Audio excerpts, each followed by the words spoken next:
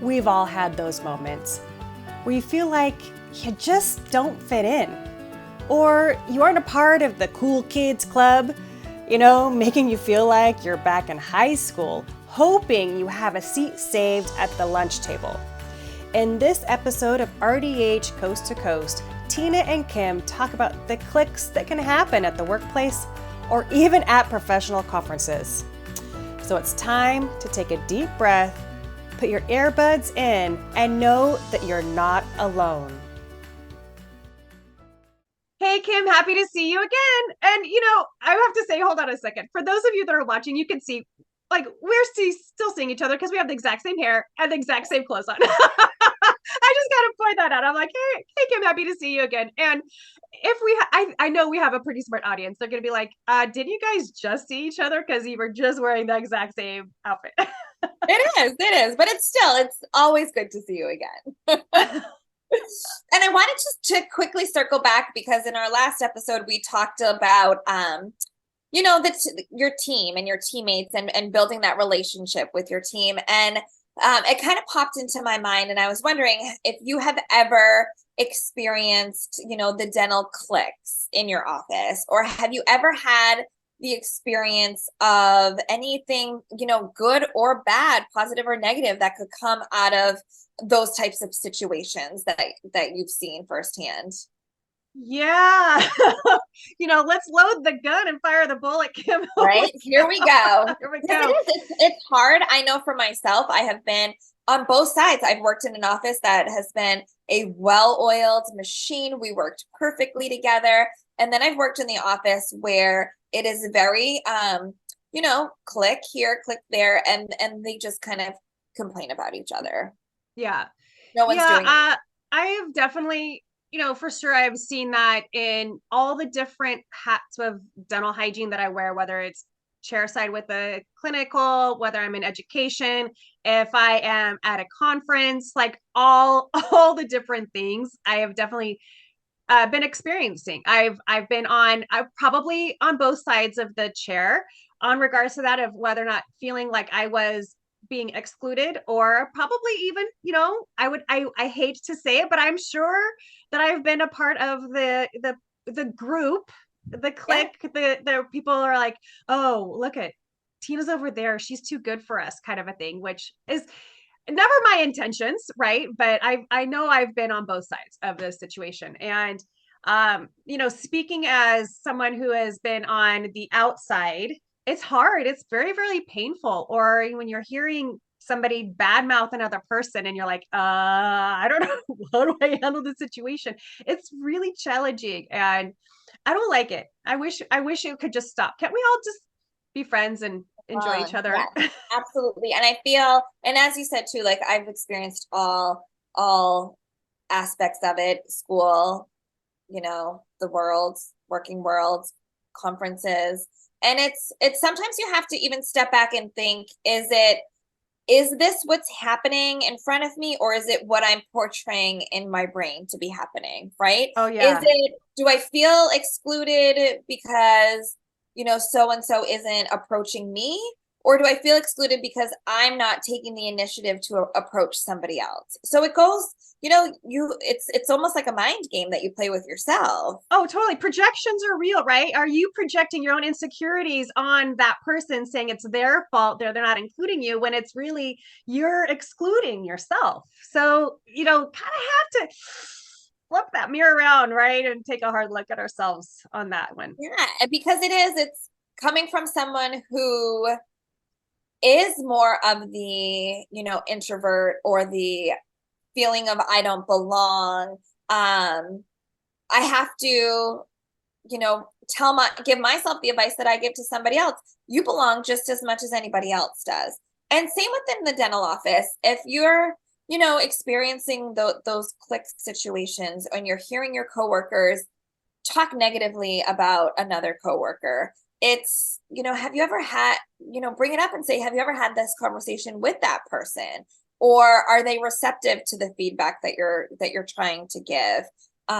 Because there is, there's some people, I mean, I think the biggest Gripe sometimes in the office is sterilization. You're not doing enough, or I'm always doing sterilization, or she never helps, or he never does this. So it's sometimes sitting down and opening up that can of worms and having a discussion about it, because so and so might not even know that you're upset that you're not helping out. Or as hygienists, we can get lost in our room and behind on time and behind on notes that you don't even realize that Steri is drowning in the back. And it might just take someone popping in your room and say, we're struggling back there. Do you mind coming and help? And that person that's in the room be open to that Right. feedback as well. Of course, yeah, not that you're being attacked, but yes, let me go in and give you a hand.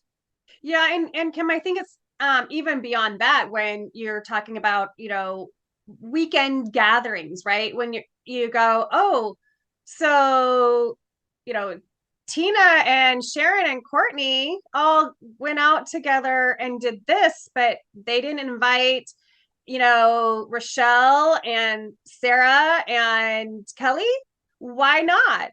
Like, what's going on? And you just don't know. Like maybe there is a stronger bond of friendship there. It could very well be, but I do think it's really important to remember that it is just because you're excluded doesn't necessarily mean that there's something wrong with you. And to also say, hey, hey, next time you guys get together, let me know. I'd love to join you. Just put it out there Absolutely.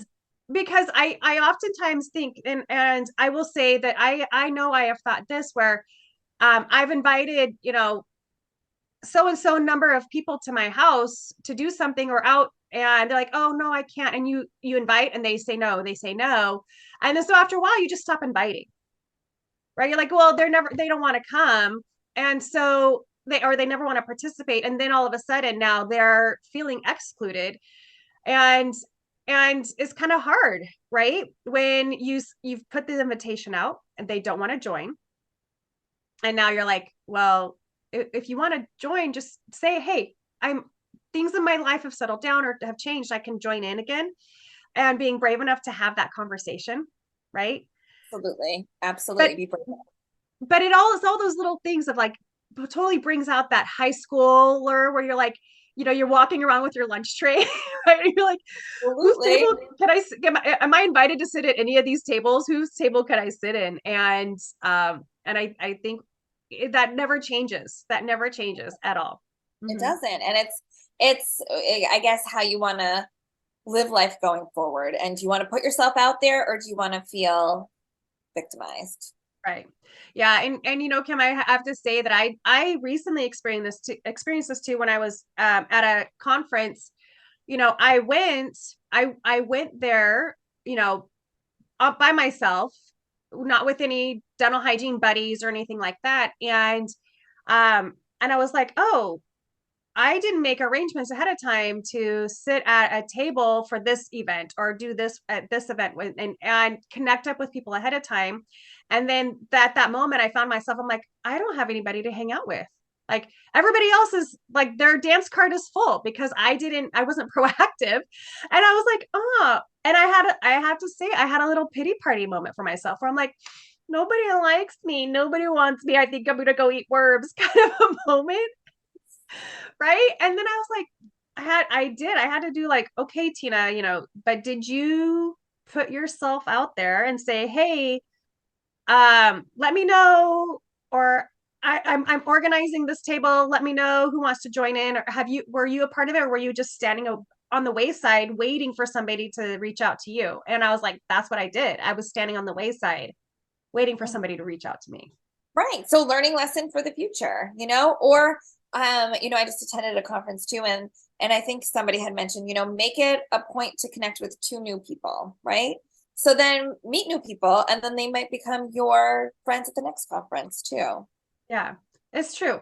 And again, I'm not gonna, I'm all for having your bestie at a conference. It makes it so much fun. It really, really does. But if you find yourself like me, when you're like, oh, crackers, I'm like, I don't know of anybody to go sit in with at the CE course with, or at this table with, and you're like, man. Okay. It's hard. It's It hard. is hard. It is hard. And it's something that we're all going to be faced with for the rest of our lives. So it's just how you want to, what part of that do you want to play in the future? Right. So Kim, before we really wrap up, you know, I want to pose this question to you because I know that I find myself in those situations and I've had people ask me my thoughts on it too, is, you're at your dental office and you're sitting around the lunch table, everybody's eating, and now somebody there is talking smack about one of their coworkers who may be out on vacation or is out sick or isn't in the room. Have you been experienced that? If so, how did you handle that? Absolutely, I've experienced that. I think everybody will admit that they've experienced that.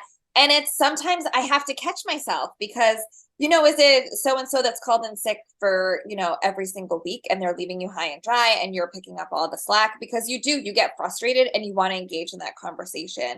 But at the end of the day, I try to remind myself that that's not the reputation that I want to have. And sometimes I might be thinking it in my head, but it doesn't have to come out of my mouth. So it is that self-control of don't, bring yourself down to the office gossip level. How about Yeah. you? Oh yeah. There have been so many times and where I've been like, I get caught up, I'm like, oh yeah, no, totally, blah, blah, blah. And then it's like, oops, zip it, Yes. zip it. Because here's the thing is that, you learn something, one, about the person who starts the conversation. Because if they're talking about, you know, Sally, Jesse, Janie, they're Yeah, probably going to be talking about you. So exactly. it's a really good moment of, okay, who can you confide in. Mhm. But I have found myself in those moments then going, wait, you know what though, we don't know all the story, we don't know everything is going on. Really hope that everything is okay in her life. That, and I wonder if they need support. Has anybody reached out to them to see if they need support? Or maybe you know what, I'm going to text her right now, check in. How's everything? Okay. Is there anything I can do to help? We miss you. It's not the same without you, or whatever, needs to be done in Right. regards to that. And try to think of myself, if I was that person that wasn't there and what people were talking about me, like, would somebody be standing up for me, please? And can I be that person that will stand up for them? Even if everything that's being said is absolutely true about that person. Yeah, you never know what somebody else is dealing with on the outside. You don't. Yeah. So Don't. I You love what you don't. said about text them and you never know, you might make their day with that text. Absolutely. Yeah. So, any other last bits of advice for anybody listening to this, Kim? I think just kind of what we said, step out of your comfort zone and send that text because it can make a difference in somebody else's day. Yeah, I agree. Okay. Same. I agree. And being willing to put yourself out there. If you feel like you're on the outside, double check. You're like, have you put yourself on the outside? And then just expand, stretch that comfort zone a little bit. Look for maybe another new person that's by themselves and say, hey, what's your name? Taken. Let's Yeah, hang out. exactly. Exactly. I think that's wonderful. Wonderful. Thanks, Kim. As always, it's Yes, another great time with you. it is. I'll see you next time. Sounds good. Thank you to our sponsor, Dental Post, the nation's largest dental job board. Be sure to check them out for different types of employment resources. Also, don't forget to like and subscribe to this podcast. And make sure you follow Tina and Kim on all the different social medias to learn other tips and tricks related to dentistry. Until next time, have a great day.